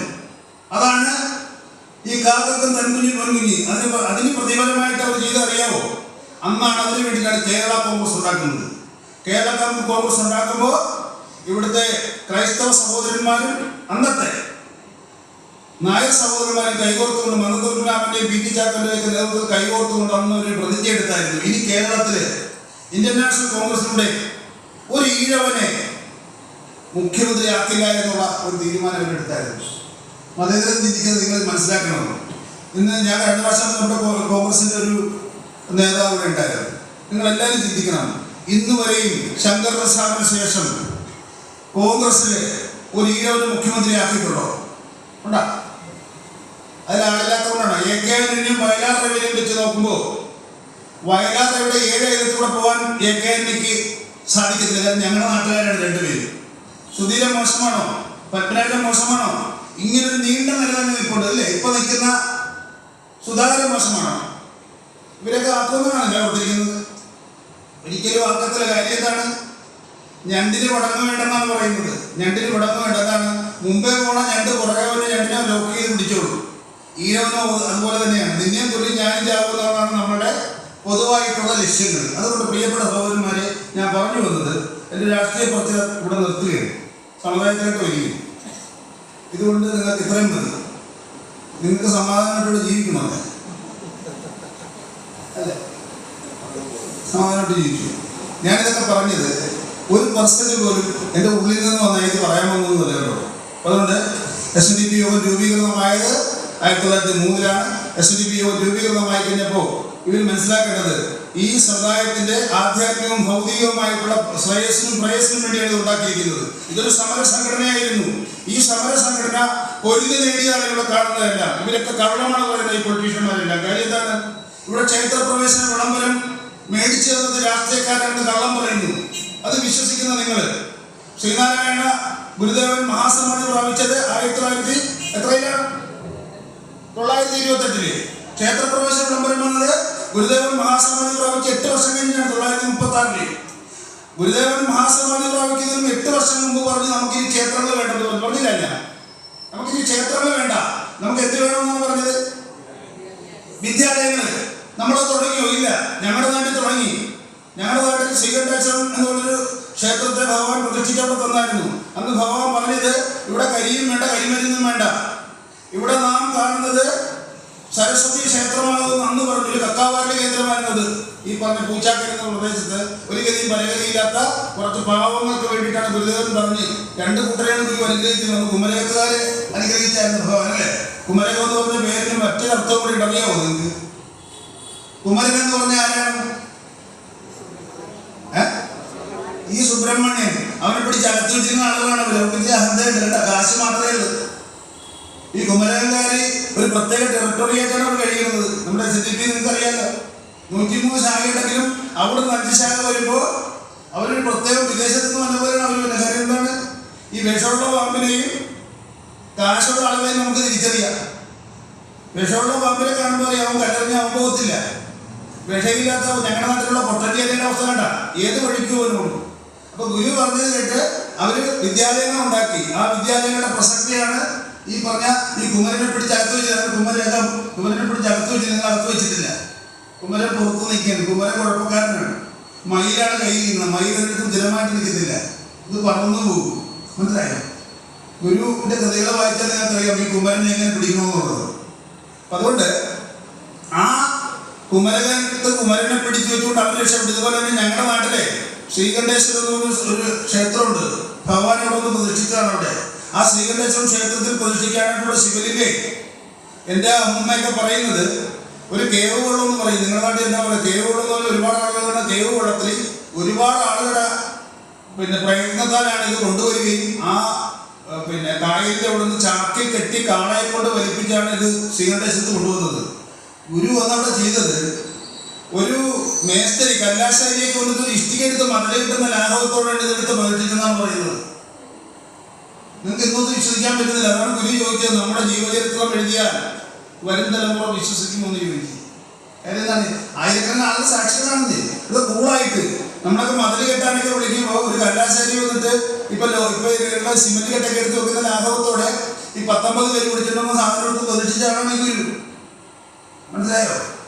ആ ഗുരുവിനെ ഇപ്പോഴും നമ്മുടെ ആളുകൾ തപ്പി കിടക്കാൻ അന്തൻ ആനയെ കണ്ടപോലെ ദൈവമാണോ എന്ന് ചോദിച്ചുള്ളൂ. ഈ ചോദിക്കുന്ന മാന്യങ്ങളൊക്കെ നിങ്ങളൊന്ന് ചോദിക്കണ്ടേ? നിങ്ങൾ ദൈവമാണോ എന്ന് ചോദിക്കണമെങ്കിൽ ഞങ്ങൾ കണ്ട ദൈവം ഇതാണെന്ന്. മറ്റൊരു ദൈവം ഉണ്ടെങ്കിൽ നിങ്ങൾ കാണിച്ചതാ, അവർക്ക് കാണിച്ചു തരാൻ പറ്റുമോ? ഇപ്പൊ സൈക്യു എന്ന് പറഞ്ഞാൽ സെക്രട്ടറി ആണെന്ന് എനിക്ക് മനസ്സിലായെങ്കിൽ അയാളത്തെ സെക്രട്ടറി ആണെന്ന് അയാൾ കണ്ടോണ്ടല്ലേ ഞാൻ പറയുന്നത്. ദൈവമാണോ എന്ന് ചോദിക്കുമ്പോൾ ദൈവത്തെ കാണിച്ചു തരാൻ ബാധ്യതപ്പെട്ടാണ്. ആദ്യമായിട്ട് ഗുരു ദൈവമാണെന്ന് പറഞ്ഞ് നമ്മളാരെങ്കിലും പാടോ? ആരാണ്? നമുക്കറിയാം ഇന്ന് ഏറ്റവും കൂടുതൽ ചർച്ച നടക്കുന്ന ഒരു വ്യക്തി ഒരു പ്രശ്നം എന്ന് പറഞ്ഞാൽ സനാതന ധർമ്മത്തെ കുറിച്ചാണ്. സനാതന ധർമ്മം. ഈ സനാതന ധർമ്മത്തിന്റെ ബ്രാൻഡ് അംബാസഡറായിട്ട് ഞാനിവിടെ പറഞ്ഞിട്ടുണ്ട്. കഥകളിക്കാരനെ പോലെ എല്ലായിടത്തും പോയി ഇതിങ്ങനെ മുണഞ്ഞു പോണ കാരണം എവിടെ എന്ത് പറഞ്ഞൊന്നും ഒരു പിടിയില്ല. പിന്നെ ഒരു ആവർത്തന പുസ്തകമായിട്ടല്ലോ. അപ്പൊ ഞാൻ പറഞ്ഞത് സനാതന ധർമ്മത്തിന്റെ ബ്രാൻഡ് അംബാസഡറായിട്ട് ഇപ്പൊ അവതരിപ്പിക്കുന്ന ആരാണ്? സ്വാമി വിവേകാനന്ദനാണ്, അല്ലെ? വിവേകാനന്ദ സ്വാമി കയ്യൊക്കെ കെട്ടി തലപ്പാവൊക്കെ വെച്ച് വിജനതയിലോട്ട് നോക്കി നിൽക്കുന്ന ഒരു വളരെ തേജോമയമായ ഓരോ ഭാരതീയന്റെയും അഭിമാനം ഉയർത്തുന്ന ഒരു ചിത്രം അദ്ദേഹത്തിന് നേരിട്ടുള്ള അത്ര ഗ്ലാമറൊന്നുമില്ല കേട്ടോ. ഈ കലാകാരന്മാർ വരച്ച് ഇപ്പൊ ഇതിലാക്കും. മനസ്സിലായി? കലാകാരന്മാരുടെ ഒരു പണി ഇതാണ്.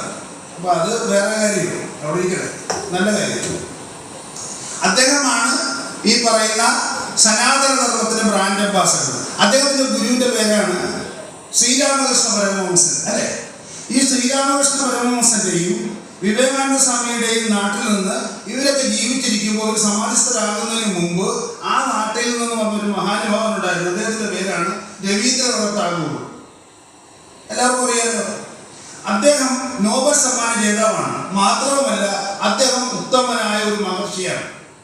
ആ നാട്ടുകാർ ബംഗാളികളെല്ലാം വിളിക്കുന്നത് ഗുരുദേവ് എന്നാണ് അദ്ദേഹത്തെ വിളിക്കുന്നത്. ആ മഹാനുഭാവനായിട്ടുള്ള ഋഷീശ്വരനായിട്ടുള്ള രവീന്ദ്രനാഥ് ടാഗോർ ശിവഗിരി വന്ന് ഗുരുവിനെ കണ്ടു കഴിഞ്ഞപ്പോൾ കരണ്ടടിച്ചതുപോലെ അദ്ദേഹം എഴുന്നേറ്റ് കൂപ്പി നിന്നുപോയി. അദ്ദേഹം അവിടെ എഴുതി വെച്ചിട്ട് നിങ്ങളിത് വായിക്കുക. നാം എന്ന് പറഞ്ഞാൽ ഇപ്പോഴത്തെ ഋഷീശ്വരന്മാരെല്ലാം നാമതേ പറയുള്ളൂ. ഞാനെന്ന് പറഞ്ഞാൽ അഹംഭാവ ശബ്ദമാണ്. ഞാൻ എന്ന ഭാവം അത് തോന്നായിക വേണമിഹ. തോന്നുന്നത് ആരായാലും എന്ത് ചെയ്യണം? തോന്നുന്നതാകിൽ അഖിലം മൊത്തം ഞാനിതെന്ന് അവിടെ തോന്നേണമേ വരദ നാരായണായ നമ്മൾ പ്രാർത്ഥിക്കത്തില്ലേ? അതുകൊണ്ടാണ് അവരൊക്കെ നാമം എന്ന് പറയുന്നത്. നമ്മളെല്ലാം ഒന്നാണ്, എല്ലാവരും ആത്മസഹോദരനല്ലേ പറയേണ്ടത് ഓർത്തിനാണെന്ന് ഗുരു നമ്മളോട് പറഞ്ഞിട്ടുണ്ട്, അല്ലേ? അതുകൊണ്ടാണ് നാം എന്ന് പറയുന്നത്. അപ്പൊ അദ്ദേഹം എഴുതി വെച്ചിരിക്കുകയാണ്, നാം ലോകമെമ്പാടും, ഇന്ത്യയിലല്ലേ, ലോകമെമ്പാടും സഞ്ചരിച്ചുകൊണ്ടേ ഇരിക്കുകയാണ്. ലോകത്തുള്ള ഒരുപാട് ഋഷീശ്വരന്മാരെയും മഹർഷിമാരെയും ആർട്ട് സയൻസുകളെയും വിശുദ്ധന്മാരെയൊക്കെ ഞാൻ കണ്ടിട്ടുണ്ട്. പക്ഷേ ഈ മലയാളത്തിൽ, അത് കേരളയില്ല, ഈ മലയാള കരയിൽ വാണരുന്ന ശ്രീ ശ്രീനാരായണ പരമഹംസദേവനൊപ്പമോ അതിന് മുകളിലോ ഉള്ള ഒരു ഈശ്വരീയ ഭാവമുള്ള ആരെയും ഞാൻ കണ്ടിട്ടില്ല. അദ്ദേഹം എഴുതിയിട്ടുണ്ട്. അദ്ദേഹത്തിന്റെ ലക്ഷണം ഒട്ടു പഠിക്കാനാണ് എഴുതി വെച്ചിരിക്കുകയാണ്. ആരാണ് എഴുതിയത്? ഒരു രാഷ്ട്രീയക്കാരനല്ല, മറ്റൊരു സന്യാസിയാണ്. ഇനി രമണ മഹർഷി ഗുരുവിനെ കണ്ടപ്പോ ശിഷ്യന്മാരെ ചോദിച്ചപ്പോ പറഞ്ഞ എന്താണ്? തൊഴുതുണ്ട്, അവരെല്ലാം തെരിഞ്ഞവർ, സർവജ്ഞപീഠം കയറിയവരെന്നാണ് ഈ പറഞ്ഞത്.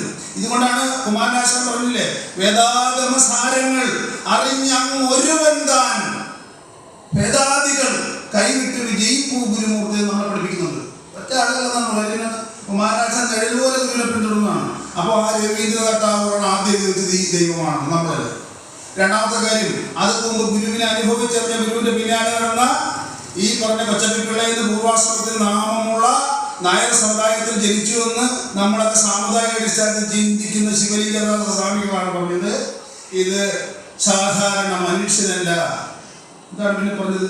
ഓം ബ്രഹ്മണേ മൂർത്തിമതേ സിദ്ധാനം ആശ്രയിക്കുന്നവർക്ക് ശുദ്ധി ഹേതവേ, ശുദ്ധിയെ പ്രധാനം ചെയ്യുന്നവനാണ് നമ്മൾ പറഞ്ഞത്. അതുകൊണ്ട് നാരായണ യതീന്ദ്രായ തസ്മൈ ശ്രീ ഗുരവേ നമ എന്ന് തുടങ്ങി കൽപ്പതേ സിദ്ധൈ പാദാംബുജരജോരവായി തുടങ്ങുന്ന അവസാനിക്കുന്ന എഴുതി ഓം നമഃ ശിവായുടെ ഓരോ അക്ഷരങ്ങളും എടുത്തല്ലേ, അല്ലേ? അപ്പോ ഇത് കൂടാതെ കണ്ട് ഈ പിന്നെ ഗൃഹസ്ഥ ശിഷ്യനായിട്ടുള്ള സഹോദരൻ അയ്യപ്പൻ എഴുതി വെച്ചില്ല. എന്ത് പറയും?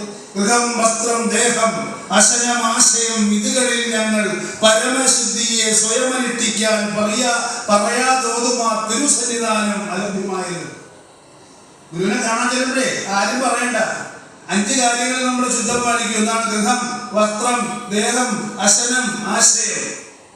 ഈ 5 നല്ലതായിട്ടേ ഗുരുവിനടുത്ത് ചെല്ലുള്ളൂ. ആ ഗുരുവിനെ ദൈവമാണെന്ന് ഈ പറഞ്ഞ ശിവലിംഗദാസ സ്വാമി പറയുന്നു.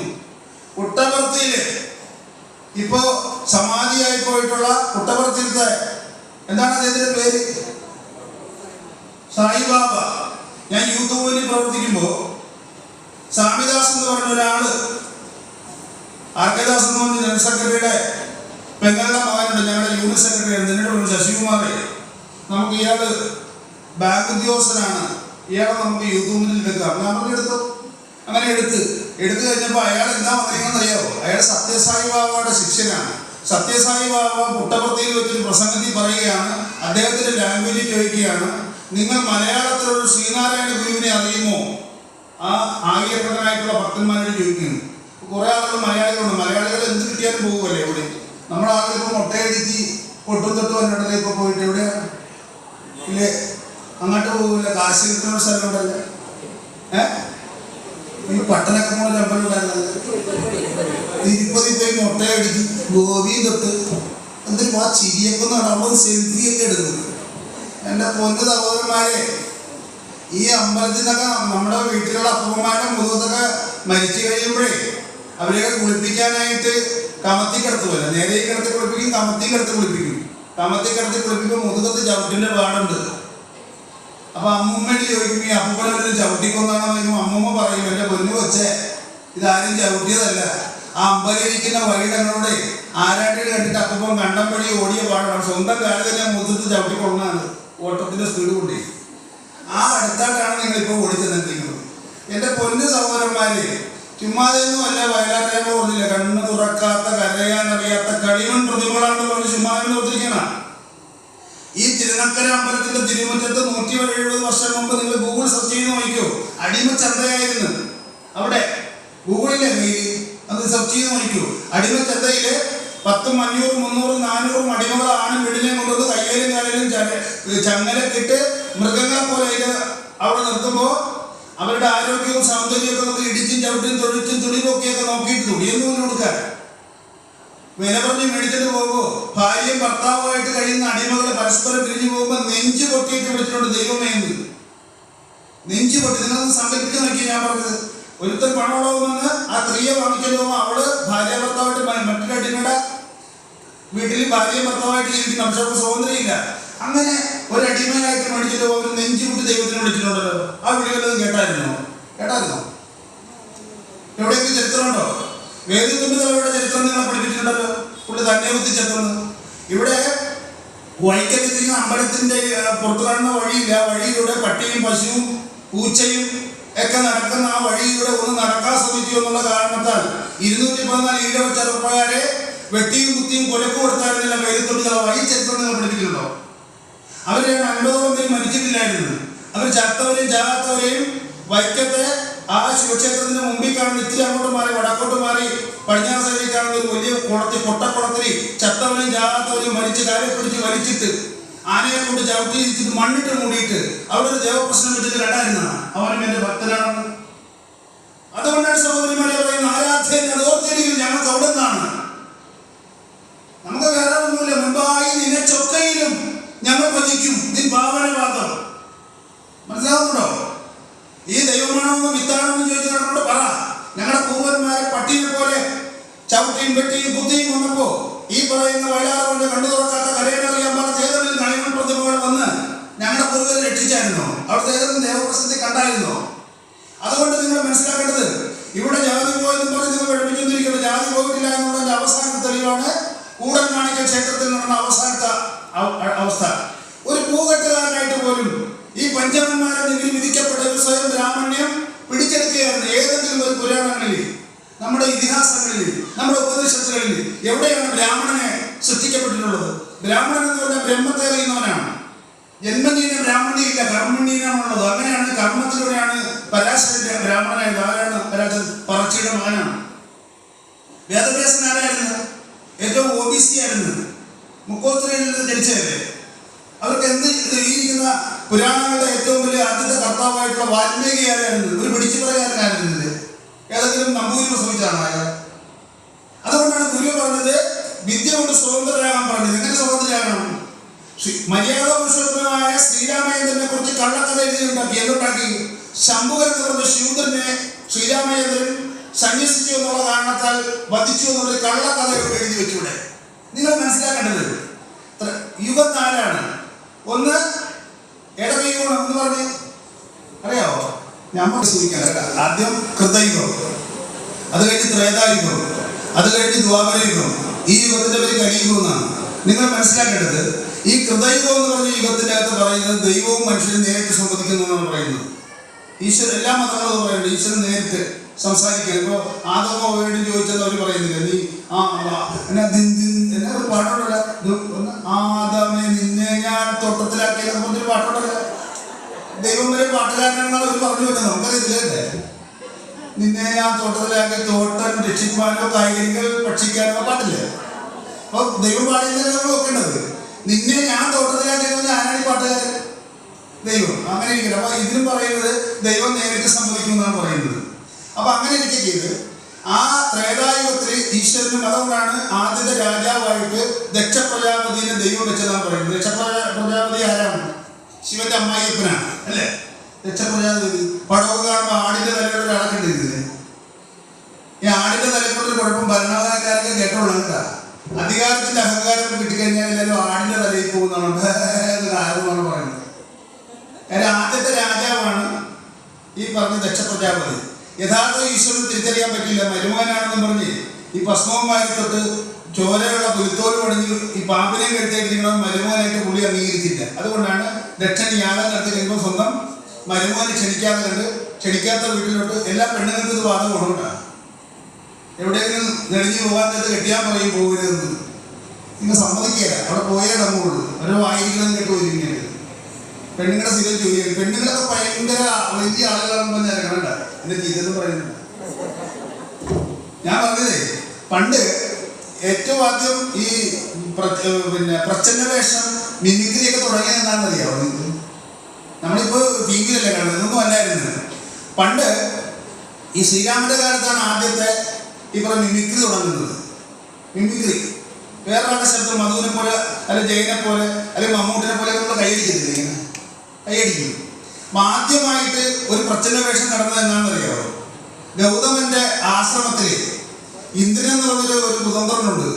ഇങ്ങനെയൊക്കെ അവിടെ ഇന്ദ്രാണി എന്ന് പറഞ്ഞാൽ അതിസുന്ദരിയായ ഭാര്യയുണ്ട്. പുള്ളിക്ക് അതൊന്നും പറ്റത്തില്ല. പറ്റാതിരിക്കാൻ 5 അപ്സരസുകൾ അവിടെ ഏർപ്പെടുത്തി കൊടുത്തിട്ടുണ്ട്. എല്ലാ കുഴപ്പം അവരാണ് ഉണ്ടാക്കിയതാണ്. ഒന്ന് ആലോചിച്ച് നോക്കി. നിങ്ങളതിന് കേട്ടിട്ടുണ്ടായത് ഞാൻ അവിടെ നിന്ന് പറയാനും വേണ്ട. ഏറ്റവും നല്ല സുന്ദരിയായ ഭാര്യയുണ്ട്. കുമാരാശൻ പറയുന്നുണ്ടല്ല, വിശപ്പിനു വിഭവങ്ങൾ മതിവരെ ഭുജിച്ചാലും വിശിഷ്ട ഭോജ്യങ്ങൾ കാണിൽ കൊതിയമാർക്കും. ആവശ്യമില്ലാത്ത ഭക്ഷണത്തിനൊന്നും നോക്കരുത്. ഇത് ഇന്ദ്രാണി എന്ന് പറഞ്ഞ ഒരു സുന്ദരിയായ ഭാര്യയുണ്ട്. ഇത് കൂടാതെ 5 അപ്സരസുകളുണ്ട്.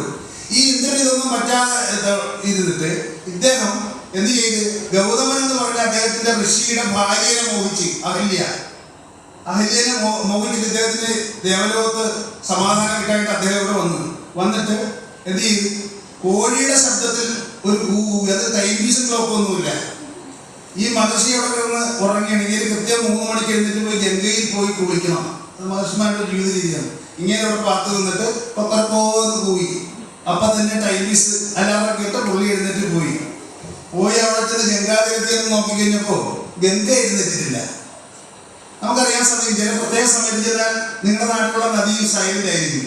അതൊരു പ്രത്യേക യാമമാണ്. അങ്ങനെ നോക്കിയപ്പോൾ ഗംഗ എഴുന്നേറ്റിട്ടില്ല. അപ്പൊ തന്നെ പുള്ളി ലാപ്ടോപ്പ് എടുത്ത് അടിച്ചു നോക്കി, കേട്ടാ കേമ തിരിച്ചുകൂടെ വന്നു കഴിഞ്ഞപ്പോ ഇവരെ കണ്ടുപിടിച്ച്.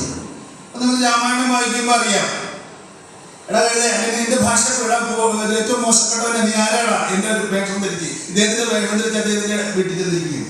നീ ആരാണെന്ന് ഇപ്പൊ പറഞ്ഞോളാം, പറഞ്ഞില്ലെങ്കിൽ നീ ഇപ്പൊ തന്നെ ശപിച്ച് ഇതിന്റെ പുതോളായിരുന്നു. അദ്ദേഹം പറഞ്ഞ ഒരു മഹർഷി, ഞാൻ ഇന്ദ്രനാണ്, എനിക്ക് അബദ്ധം പറ്റിയാണ്. നമ്മൾ നാമം ചെല്ലുമ്പോഴപ്പെട്ടതോടെ അമ്മൂമ്മമാര് പ്രാർത്ഥിക്കുമായിരുന്നു, ഇന്ദ്രനും പണ്ടലഹല്യെ പ്രാപിച്ചിട്ട് ഇന്ദ്രിയ ക്ഷോഭ തീർത്തുകൊണ്ട് ഈ ദൈവന്റെ അമ്മൂമ്മയ്ക്ക് ചെല്ലാൻ കേട്ടിട്ടുണ്ട്, ചിലവൊന്നും എനിക്കറിയത്തില്ല, പ്രാർത്ഥിക്കുമായിരുന്നു. ഇന്ദ്രനും പണ്ട് അഹല്യെ പ്രാപിച്ചിട്ട് ഇന്ദ്രിയ ക്ഷോഭ തീർത്തുകൊണ്ട് നീ ഒന്ന് കിടക്കത്ത് ചുറ്റി പ്രാർത്ഥിക്കും. അപ്പോ ആ ഇന്ദ്രനെ പിടിച്ചു. അദ്ദേഹം ശവതന്നെ എന്ന് പറഞ്ഞ് നിനക്ക് ഈ ഇങ്ങനെയുള്ള ആവശ്യങ്ങൾക്ക് ഉപയോഗിക്കുന്ന ഒരു അവയവം ഉണ്ടായിട്ടല്ല നിനക്ക് കുഴപ്പമുള്ളത്, നീ സഹസ്രഭവനായി ഭവിക്കാം. 1000 ഈ പറഞ്ഞ പ്രത്യുത്പാദന ഇന്ദ്രിയങ്ങളുള്ളവനായിട്ട് നേരിടുന്ന ശാപം കിട്ടിയിട്ട് ഇവരുടെ പുറത്തിറങ്ങാൻ പറ്റുക. ഈ കഥയൊക്കെ നമ്മൾ കേട്ടിട്ടുണ്ട് അല്ലേ? അപ്പൊ അയാളായിരുന്നു ആദ്യത്തെ മോണോ ആക്ടുകാരൻ. രണ്ടാമത്തെ മോണോ ആക്ടുകാരനുണ്ട്. ആരാണ്? സ്ത്രീയുടെ വാക്ക് കേട്ട് പിന്നും കൊലച്ചിട്ട് സ്വർണ്ണമാനെ പിടിക്കാൻ പോയ സാക്ഷാൽ മര്യാദ പുരുഷോത്തരമായിട്ടുള്ള ശ്രീരാമൻ അവിടെ കിടന്നിട്ട് മാരീജൻ ആദ്യത്തെ മോണോ ആക്ട് എടുത്തായിരുന്നു.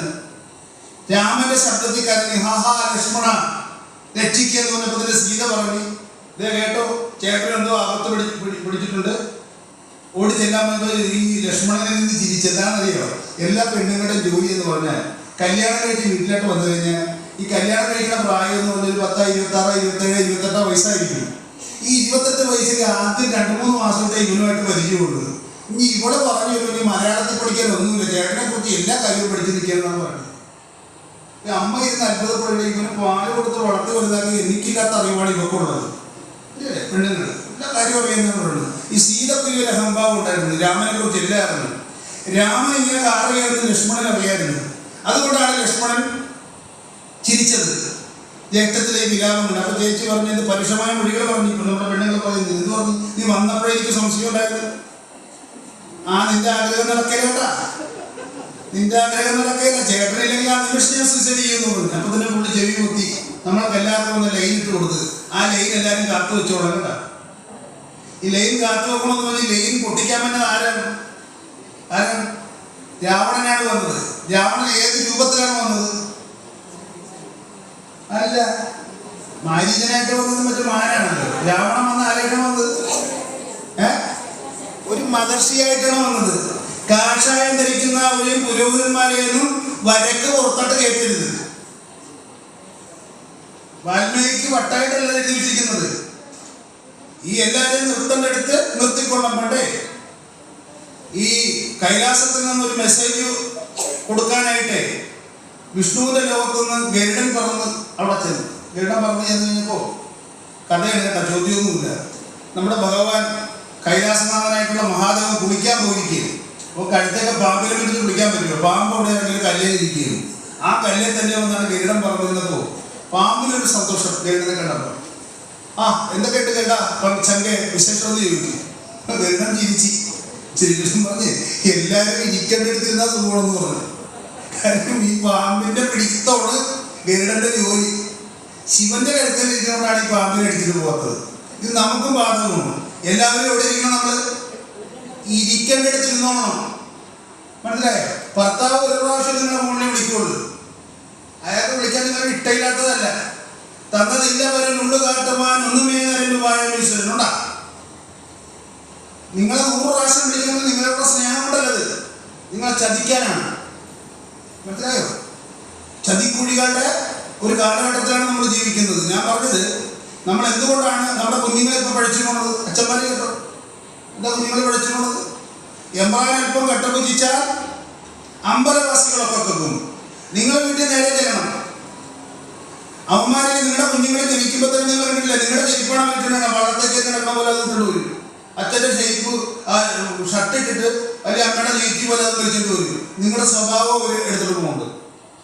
അതുകൊണ്ട് അച്ഛനും അമ്മയും തമ്മിൽ മക്കളുടെ മുമ്പിൽ അസഭ്യത പറയുന്നത്, ഇടിപിടിക്കരുത്. അച്ഛനമ്മയെ സ്നേഹിക്കണം. നമ്മുടെ കുടുംബത്തിൽ ഇല്ലാത്തതാണ്. നമ്മുടെ അപ്പൂപ്പൻ പണ്ടെങ്ങാണ്ട് അമ്മമ്മ പറയല്ലേ, എൻ്റെ 7ാമത്തെ മകൻ തങ്കപ്പൻ ജനിച്ചു കഴിഞ്ഞിട്ടാണ് ഞാൻ മൂപ്പരുടെ മുഖം നേരെ ചെയ്ത് കേട്ടാത്ത കഥ വെറുതെ പറഞ്ഞാണ്. 7ാമത്തെ മകന് തങ്കപ്പൻ ജനിച്ചു കഴിഞ്ഞാൽ മൂപ്പരുടെ മുഖം ഞാൻ നേരെ ചെയ്ത് കണ്ടത്. ഇതൊക്കെ വർത്താനുള്ളൂ. ഇതൊന്നും അല്ല ജീവിതം. നിങ്ങൾ നിങ്ങളുടെ ഭാര്യയെ ചേർത്ത് നിർത്തണമെന്നേ. എന്തിനാണ് നിങ്ങൾ കാണിക്കുന്നത്? നിങ്ങളുടെ ഭാര്യയെ ചേർത്ത് നിർത്തണം. നിങ്ങൾ ഉമ്മോടണമെന്നേ. എന്താ കൊടുക്കാൻ പറ്റാത്തത്? നമ്മളുടെ അടുത്ത വീട്ടിൽ ചേർത്തിട്ട് ഉമ്മ കൊടുക്കാൻ പറ്റുമോ? മക്കൾ കാണട്ടെന്നേ, അച്ഛനും അമ്മയും. നമ്മളെല്ലാവരും കൂടി ഭക്ഷണം കഴിക്കണ്ടേ? മകന്റെ മുഖത്ത് നോക്കിയിട്ട് അവരുടെ ദുഃഖം കൊണ്ടെന്ന് അച്ഛൻ കെട്ടിപ്പിടിച്ച് ഉമ്മ കൊടുത്തത് ചോദിച്ചാൽ നോക്കി. അന്ന് ഉമ്മ കൊടുത്തിട്ട് എന്താ മോനെ നിനക്ക് പ്രശ്നം എന്താണെന്ന് കഴിയുമ്പോൾ ആദ്യം ഒന്ന് കൊതർമ്മടെ ഇന്നലെ ഒരു അച്ഛനും കുഴപ്പം പിടിച്ചാൽ. കാര്യം അമ്മയാണ് വീട്ടിലെ വക്കീൽ. മൈ ജഡ്ജിക്കാരനോട്ടെ കുറ്റക്കാരൻ പെർഫെക്റ്റ് മര്യാദക്കാരനെന്ന് പറഞ്ഞ് അമ്മ ഒരു അച്ഛനിലേക്കകത്ത്. അപ്പൊ അച്ഛൻ ചിലക്ഷരങ്ങളൊക്കെ പോയി അമ്മേനെ കുടിക്കും അല്ലേ? അത് പറ്റത്തില്ല. മൈ കജിക്കാരനോട്ടെ കുറ്റക്കാരനല്ല, പെർഫെക്റ്റ് മര്യാദക്കാരനാണെന്ന് മകനെ കുറിച്ച്. അതിന് ഹാർട്ട് അറ്റാക്ക് വന്നാൽ അവൻ ആശുപത്രി കൊണ്ടുപോകല്ലെങ്കിൽ അവൻ ചേർത്ത് നിർത്തണം. അപ്പൊ അതുകൊണ്ട് അമ്മമാർക്ക് മക്കളുടെ മുഖത്ത് നോക്കിയുമ്പോൾ അവരുടെ ദുഃഖങ്ങൾ തിരിച്ചറിയാൻ പറ്റണം. നല്ല സഖിയായിരിക്കണം. പണ്ട് സീതാദേവിയെ ശ്രീരാമചന്ദ്രൻ വിവാഹം കഴിച്ച് പോകാൻ നേരത്തെ എല്ലാ പെണ്ണുങ്ങൾക്കുള്ള നല്ലൊരു ഉപദേശം സീതാദേവിയുടെ അമ്മയായിട്ടുള്ള ജനക മഹാരാജാവിന്റെ ഭാര്യ പറഞ്ഞു കൊടുത്തത് എന്താണെന്നറിയാമോ? നമ്മുടെ പെണ്ണുങ്ങൾ ഇടിമേടിക്കുന്നതിന് മുഖ്യമായ ഒരു കാര്യം പുള്ളിക്കാരത്ത് പറഞ്ഞു കൊടുത്തത്, ഇല്ലെന്നുള്ള മൊഴി പറഞ്ഞിടല്ലേ വല്ലതും അവൻ ചോദിക്കുന്ന നേരത്ത്. നമ്മുടെ പെണ്ണുങ്ങളുടെ ജോലി ഇല്ലെന്നുള്ള കാര്യം പറയാൻ ഡോക്ടറേറ്റ് എടുത്തിട്ട് നിൽക്കുകയാണ്. ഇവൻ 9 മണിക്ക് ജോലിക്ക് പോകേണ്ട അവൻ 8 വരെ കിടന്നുറങ്ങും. 8 വരെ കിടന്നുറങ്ങിയിട്ട് 8 ചാടി എഴുന്നേറ്റിട്ട് ഭയങ്കര ധൃതിയായിരിക്കും. ബട്ടർ സെറ്റ് ഇടും, തേച്ചെടുക്കും, മൊത്തം പ്രശ്നമായിരിക്കും. 1/2 മണിക്കൂർ. ആ പോണതിൻ്റെ എളുപ്പത്തിൽ ഇവൻ ചോദിക്കും, അറിയുണ്ടോ? ഇവ ഉടനെ നെഗറ്റീവ് പറയും. അത് ഇന്നലെ തീർന്നു. ഇത് കേൾക്കണവരിത്തല്ല. ബാക്കിയുള്ള സാധനം എൻ്റെ മനുഷ്യ എനിക്ക് അത്ഭുതമൊന്നും ചെയ്യാം, ഇതൊക്കെ ഇവിടെ തീർന്നിവിടെ ഒന്നുമില്ലെന്ന് പറയും. പിന്നെ ചില്ലക്ഷരങ്ങളാണ് അവൻ മുഴുവൻ പറയുന്നത്. നിങ്ങൾ നയത്തി പറയണം. എന്ത് പറയണം? അരി ഉണ്ടോയെന്ന് ചോദിച്ചു കഴിഞ്ഞാൽ ഉണ്ടെന്ന് പറയുമ്പോൾ ആദ്യത്തെ സമാധാനമായിട്ട് കിട്ടി. പക്ഷെ ഇന്നത്തെ കഴിയരുത്. അപ്പോൾ ഇല്ലെന്നായില്ലേ? ഇതാണ് ശ്രീരാമചന്ദ്രന്റെ ഭാര്യയായിട്ടുള്ള സീതയുടെ അമ്മ ഇല്ലെന്നുള്ള മൊഴി പറഞ്ഞിടല്ലേ വല്ലതും വല്ലതും ഏറ്റവും സെറ്റാണ് കേട്ടാ. അവൻ ചോദിക്കുന്ന നേരത്ത് നല്ല വാക്കല്ലാതൊന്നും പറയല്ലേ രാമനെ ഹരിരാമ ഹരേ ജയ. രാമൻ ചോദിക്കുമ്പോഴേ ആ രാമനെയാണ് മര്യാദ പുരുഷോത്തമനായിട്ട് ഇവിടെ നിർത്തിയിരിക്കുന്നത്. ആ രാമനെ കൊണ്ട് ശംഭുവിനെ കൊണ്ടിരിച്ചത് കള്ളക്കഥ പറയിപ്പിക്കില്ലേ ഇവിടെ. കാര്യം എന്താണ്? ഞാൻ പറഞ്ഞിടത്തോട്ട് ഇപ്പോഴാണ് വീണ്ടും നിങ്ങൾ ഓർക്കുന്നത്. അതായത് ത്രേതായുഗത്തിലാണ് ശ്രീരാമചന്ദ്രൻ ജനിക്കുന്നത്, ദ്വാപരയുഗത്തിലാണ് ശ്രീകൃഷ്ണൻ ജനിക്കുന്നത്. ശ്രീകൃഷ്ണന്റെ ദ്വാപരയുഗത്തിലാണ് വർണ്ണാശ്രമങ്ങൾ 4 ഏത്? ബ്രാഹ്മണൻ, ക്ഷത്രിയൻ, വൈശ്യൻ, ശൂദ്രൻ. ഈ 4 വർണ്ണങ്ങൾ ഉള്ളത് കൃഷ്ണന്റെ കാലത്താണ്. രാമന്റെ കാലത്ത് ഇതില്ല. അപ്പൊ ഇവര് പറഞ്ഞു പഠിപ്പിക്കുന്ന രാമന്റെ കാലത്ത് ശംഭുവനായ ശൂദ്രനെ കൊല്ലിച്ചെന്ന് പറയുമ്പോൾ ഒരു കള്ളപ്പറയില്ലേ. കാരണം ശ്രീരാമചന്ദ്രന്റെ ആദ്യത്തെ ബ്രഹ്മതത്വം ഉപദേശിച്ചു കൊടുക്കുന്ന ആർക്കാണ്? ഒരു കുരങ്ങനാണ്. ആർക്കാണ്? കുരങ്ങനാണ്. ഈ ഇരിക്കുന്ന ഹനുമാൻ സ്വാമിക്കാണ് കൊടുക്കുന്നത്. ഒരു കുരങ്ങനേക്കാളും എത്ര ശ്രേഷ്ഠനാണ് മനുഷ്യൻ അല്ലേ. അദ്ദേഹം ഏറ്റവും ചെറിയ ജീവിയായിട്ടുള്ള നമുക്കറിയാം അണ്ണാർക്കണ്ണിനെ മടിയിലിരുത്തി തലോടിക്കേണ്ടത്. അണ്ണാർക്കണ്ണന് അനുഗ്രഹം കൊടുത്തില്ലേ. അപ്പോ ഈ ശ്രീരാമചന്ദ്രൻ എന്റെ പ്രത്യേകത എന്താണ്? ശ്രീരാമചന്ദ്രന്റെ പ്രത്യേകത എന്ന് പറഞ്ഞാൽ ഒരു പുരുഷാകാരമുള്ള മര്യാദ പുരുഷോത്തമനാണ് ശ്രീരാമചന്ദ്രൻ. ആ ചരിത്രങ്ങൾ നമ്മുടെ കുഞ്ഞുങ്ങളെ പഠിപ്പിക്കാതെ കൊണ്ട് നമ്മുടെ ശ്രീരാമചന്ദ്രന്റെ കാലഘട്ടത്തിൽ വാൽമീകി അവതരിപ്പിച്ചാണ് ജ്യേഷ്ഠത്തി അമ്മയെന്ന് വിളിക്കാനുള്ള പാരമ്പര്യം. ജ്യേഷ്ഠത്തി അമ്മയെന്ന് അധികാര കൊതിയിൽ നിന്ന് മാറി നിൽക്കാനുള്ള പാരമ്പര്യം, ബഹുജനങ്ങളോടുള്ള പാരമ്പര്യം, ഈ ഭൂമിയിലുള്ള മുഴുവൻ ജീവജാലങ്ങളെയും പ്രണയിക്കാനായിട്ടുള്ള സാഹചര്യം ഉണ്ടാക്കുന്നത് അദ്ദേഹം. ഏത് മൃഗത്തിലെയാണ് ശ്രീരാമചന്ദ്രൻ വേണ്ടെന്ന് പറഞ്ഞിരിക്കുന്നത്, ഇഷ്ടപ്പെടാഞ്ഞത്? ശബരി എന്ന് പറയുന്ന ആ സ്ത്രീ മരണവും കാത്ത് കിടക്കുമ്പോൾ ആ ശബരി കണ്ണു കാണാൻ പാടില്ല. ശ്രീരാമചന്ദ്രൻ ശബരി ആശ്രമ പ്രവേശത്തിൽ ചെല്ലുമ്പോൾ ശബരിക്ക് കണ്ണു കാണാൻ പാടില്ല. മുതിർന്നു വീണ പഴങ്ങൾ കൊണ്ടുവന്ന് ഇങ്ങനെ അവിടെ ഈന്തായിട്ട് ഒഴുകുകയാണ് ശബരിയുടെ. ഓർത്തോണം, ഭഗവാനുള്ള സ്നേഹം കാരണം അത് വായിലിട്ടിട്ടേ ചവച്ച് രുചിച്ച് നോക്കിയിട്ട് അത് വായിന്നെടുത്ത് ഭഗവാന്റെ വായി വെച്ച് കൊടുക്കുമ്പോൾ അമൃത് പോലെ ഭഗവാൻ വാങ്ങിച്ചു കഴിക്കുമ്പോൾ തൊട്ടടുത്ത് നിൽക്കുന്ന ലക്ഷ്മണൻ തുപ്പുകയാണ്. ലക്ഷ്മണൻ ആരും രാജാവിന്റെ മകനാണ്, ചക്രവർത്തിയുടെ മകനാണ്, ദശരഥ മകന്റെ മകനാണ്. തുപ്പുമ്പോ രണ്ടാമത്തെ ലക്ഷ്മണോപദേശം കൊടുത്ത് രാമൻ ലക്ഷ്മണന് ഭക്തനാരാണെന്നുള്ളത് മനസ്സിലായോ. അതുകൊണ്ടാണ് ഈ ഭഗവാൻ വൃത്തിഹീനമായ ചുറ്റുപാടിൽ വിണ്ടുകീറിയ കാലം വേർതിരിച്ച ശരീരവുമായിട്ട് വന്ന ഈ ഇരിക്കുന്ന കുചേലന്റെ പാദം കഴുകിയിട്ട് അത് കുറച്ച് കുടിച്ചു. ബാക്കിയുള്ളതെല്ലാം കൊട്ടാരത്തിലുള്ള സ്ത്രീജനങ്ങളെ മുഖത്ത് തളിച്ച് എതിരാണ്. അതാണ് ഭക്തൻ ഭഗവാൻ. ആ ഭഗവാൻ ഭക്തനുള്ളടത്ത് ഈ ബ്രാഹ്മണ്യം ഭൂഘട്ടം പോലും നമ്മൾ അടുപ്പിക്കലെന്ന് ഇവരൊക്കെ നമ്മൾ വിശ്വസിക്കണം. ഇതിന്റെ അവസാനം എന്താണ്? കൂടൽമാണിക്യ ക്ഷേത്രത്തില് ഒരു കഴകക്കാരനായിട്ട് പോലും ഇവിടുത്തെ ഒരു ഈച്ചയകത്ത് കയറ്റിയാലും ഈഴവനകത്ത് കയറ്റിയാലും എന്ന് പറയുന്നത് മാന്യന്മാരാണ് വേണ്ടത്. അതുകൊണ്ട് നമ്മൾ പറയുന്നത് ആശാൻ പറഞ്ഞിടത്തോട്ട് എന്ത് പറയണം? മാറ്റുവിൻ ചട്ടങ്ങളെ, ഈ നിയമങ്ങളെ, അല്ലെങ്കിൽ മാറ്റുമതി നിങ്ങളെത്താൻ. നമ്മളിപ്പോ ഈ മെയ് മാസം 2-ാം തീയതി SNDP യോഗത്തിന്റെ ജനറൽ സെക്രട്ടറി ഇവിടെ ആഹ്വാനം തന്നിട്ടുണ്ട്. ശിവഗിരി മഠവും പറഞ്ഞിട്ടുണ്ട്. പൊതുക്ഷേത്രങ്ങളില് തിരുവിതാംകൂർ ദേവസ്വം ബോർഡ് ക്ഷേത്രങ്ങളില് മേൽവസ്ത്രമാണ് നമ്മൾ കയറും. ഈ മെയ് മാസം 2-ാം തീയതി ഈ 103 ശാഖയിലുള്ള എല്ലാ മാനേജിംഗ് കമ്മിറ്റികളും അത് തുടക്കം എന്നുള്ളതിൽ 1000-ഓളം ആളുകൾ ഈ മെയ് മാസം 2-ാം തീയതി തിരുനക്കര മഹാദേവ ക്ഷേത്രത്തിന്റെ മുന്നിൽ തടിച്ചു കൂടിയിട്ട് നമ്മുടെ അമ്പലത്തിൽ മേൽവസ്ത്രത്തിന്റെ കയറും.